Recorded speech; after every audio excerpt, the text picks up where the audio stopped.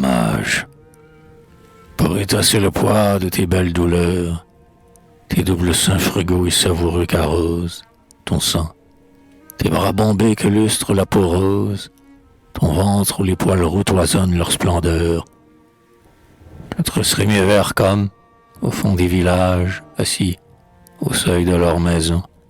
les vieux vanniers mêlent les osiers bruns et blancs de leurs paniers, en dessin net, pris à l'émail des carrelages. Ils contiendront les ors fermentés de ton corps, et je les porterai comme des fleurs de fête, en tas massif et blond, au soleil, sur ma tête, orgueilleusement clair, comme il convient au fort.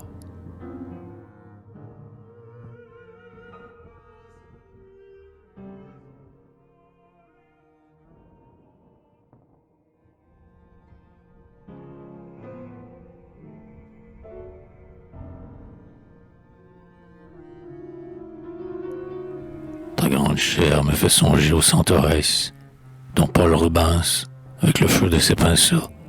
incendiait les crayons clairs, les bras en graisse, les seins pointés vers les yeux verts des lionceaux. Ton sang était le leur, alors qu'au crépuscule, sous tes lastres mordant de soir le ciel d'airain, leur grande voix ailait quelque farouche Hercule que la nuit égarait dans le brouillard marin. Que les sens crispés d'ardeur vers les caresses, et le ventre toujours béant vers l'inconnu, leurs bras tordaient la pelle lascive vers les adresses des monstres noirs, les chairs de rue, sur un corps nu.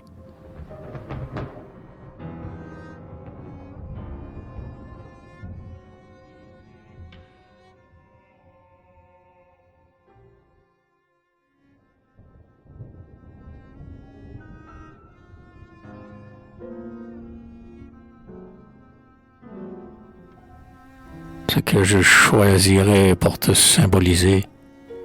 ce ne serait ni lys, ni tournesol, ni rose, ouvrant au vent frôleur leur corolle en baiser,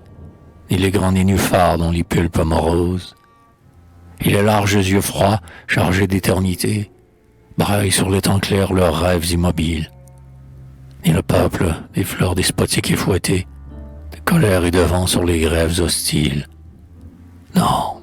mais tout frémissant d'aurore et de soleil, comme des jets de sang se confondent par gerbes, en pleine floraison, en plein faste vermeil, ce sera un massif de dahlias superbes, qui, dans l'automne en feu des jours voluptueux, dans la maturité chaude de la matière, comme de grands tétons rouges et monstrueux, se raidiraient sous les mains d'or de la lumière.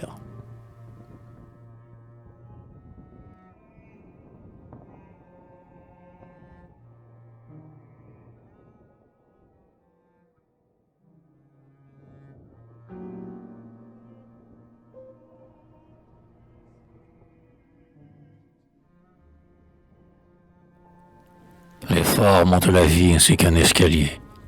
sans voir d'abord que les femmes sur leur passage tendent vers eux leur sein, leur front et leur visage,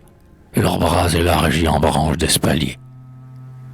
Ils sont les assoiffés de ciel, nocturnes alliés,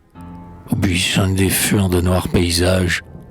et si haut montent-ils, séduits par des présages, qu'ils parviennent enfin au suprême palier. Ils y cueillent des fruits d'astres et de comètes, puis descendent,